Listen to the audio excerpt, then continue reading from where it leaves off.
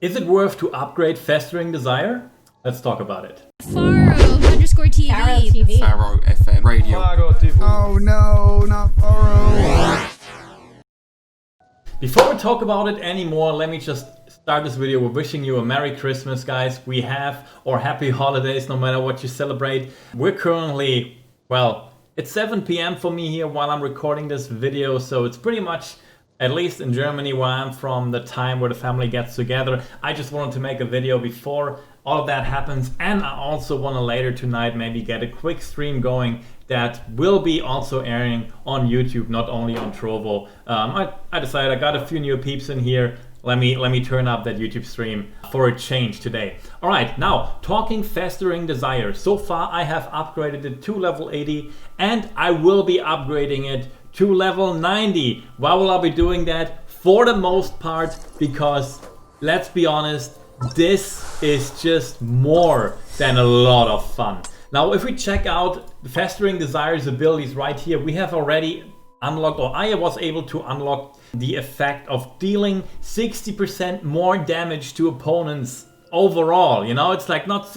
gaining 60% attack damage. It would be like an additional attack damage artifact. No, 60% more damage. That means you are critting for 60% more damage every single hit, every single attack, and then you still can crit. So the damage numbers are going through the roof. Of course, this is not all. With the next unlocking events, we will be getting a 35% crit rate on top of that. And in the last one, we are also getting some extra crit damage, 70% of that. That alone is enough fun for me to like just want to get some mad crits in there. Also, of course, we're saving some material costs while upgrading it at this very moment for by 1.5 by every material that we're using, having like an immediate 1.5 bonus on the upgrading. So that alone makes it worth it to me. But now I will make the argument that there couldn't be a better time for this sword to come out than currently,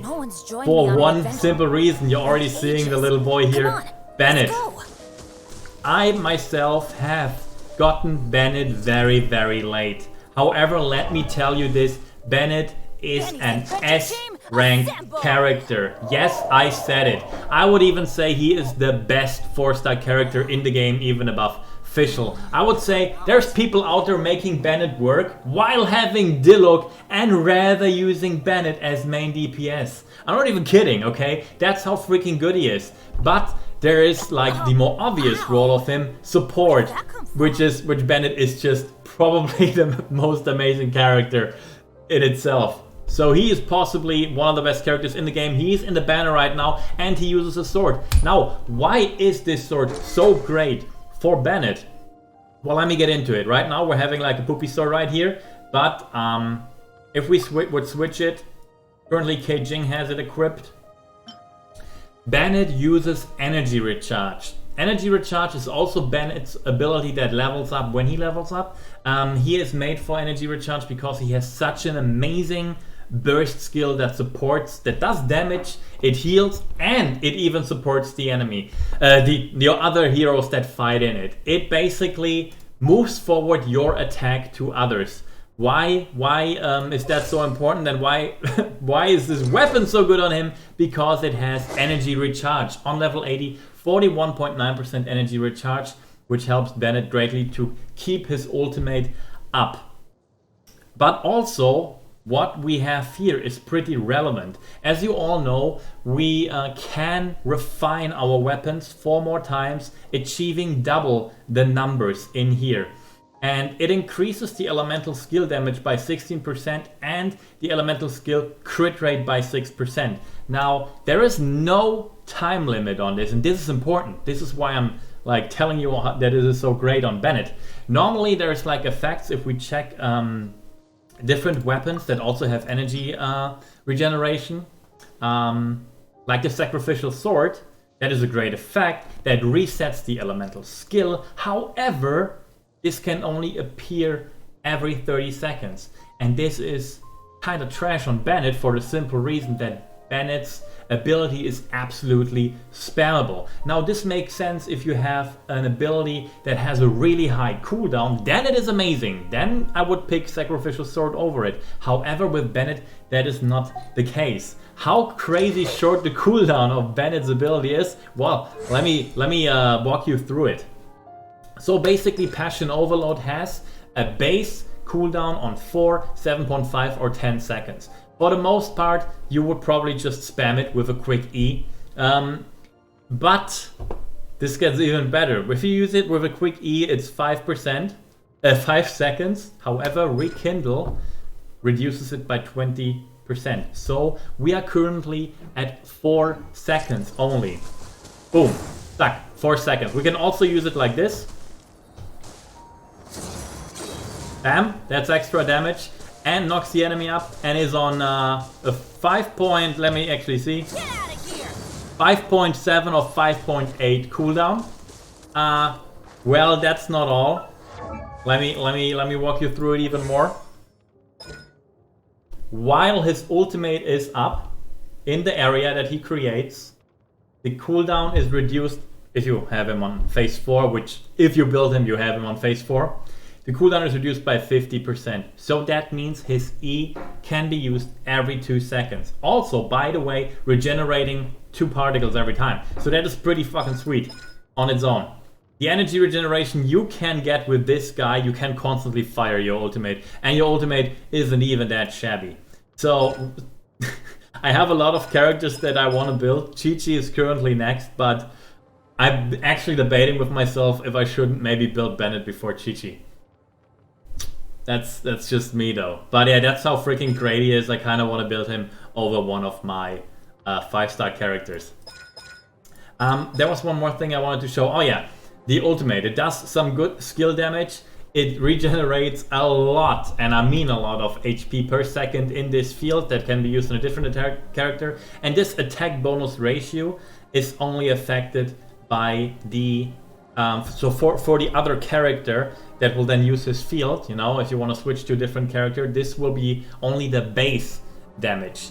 That means if you want to use him as a support, attack percentage does not help your support ability. The support ability triggers from max HP of him and of his base attack. That is very important. And base attack means the attack he gets naturally, you know, without artifacts. He doesn't have artifacts equipped. So this base attack is triggering, and the weapon he has equipped. That means you don't need a weapon with additional crit or attack percentage in this case.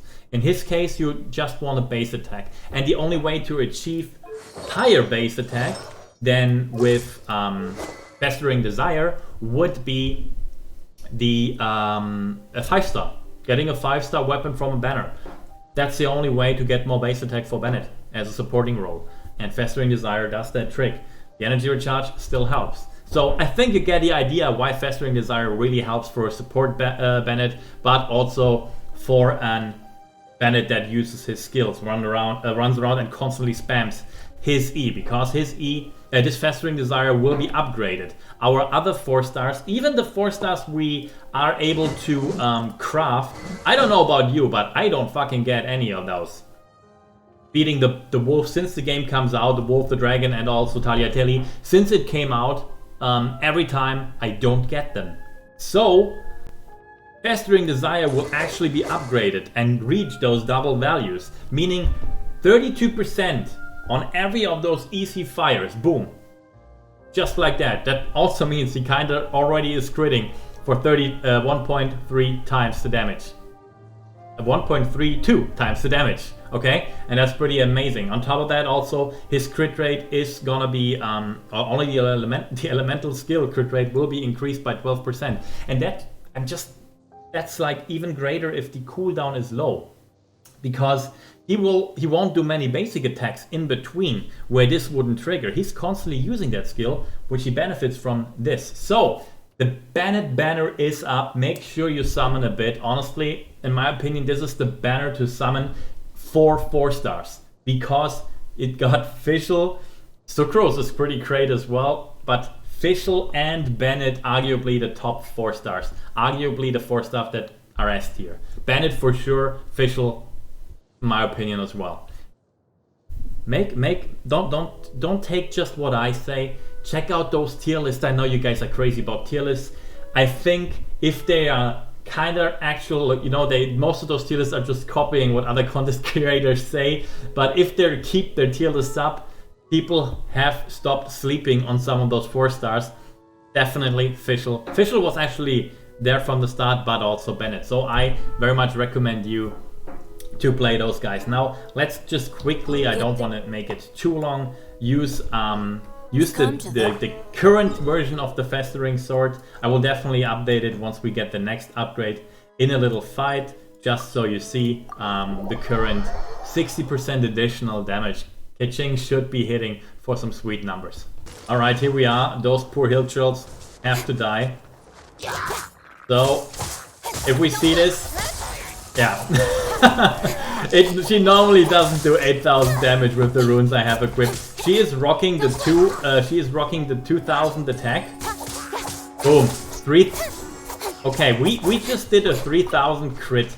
The damage mitigation should be 50%. That means only 50% of our damage would arrive on those characters. That's, by the way, if you don't know, if you have the same level as the enemy, the damage will be reduced by 50% always. So if you wonder why your numbers are lower than what your math is, they have damage reduction just by a level alone.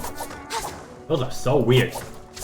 But yeah, she attacks so fast and hits for so much damage, and the damage will be increased by a lot as well. The crit rate will go up, the crit damage by 70%. My Keqing will be rocking with this sword almost to 100% crit rate, with a then 190% crit damage plus 60% increased attack beforehand. The damage will be outstanding, and I think you will enjoy this quite a bit when the events are coming up. So yeah, I can definitely recommend it. It's a lot of fun to get that extra punch in. For you, for once, see the highest numbers. Of course, if you have like a character with a sword that hits harder than Fischl, you will be having even more fun, I guess. Fischl's attacks are like all over the place, so she gets in a lot of numbers. If you accumulate them, they are an incredible high number as well. But if you want to get that juicy damage, maybe pull some Bennet or something like that. Because even at her highest, if we check the Starway sword out, the last attack is 302%. Of course, she gets in 8 times 380. Sorry for that. 8 times 38% in there as well. So we are at 600% basically, but it's not all displayed at once. If you want the big number, then maybe use someone else for a big ass nuke. But for now, this should work. This should work, mate. I hope you enjoyed my little analysis of this sword, especially simping a little bit for Bennett, telling you that Bennett is an amazing 4-star character. Maybe I sold some of you on it because a lot of you want that Dialogue, but it might be better off for just getting a Bennett of you or two. I see you next time. I see you later in the stream.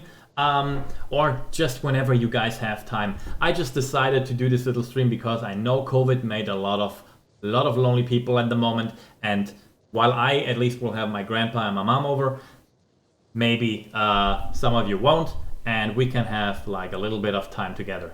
See you later, or see you tomorrow, or see you in the next video. Pharaoh out.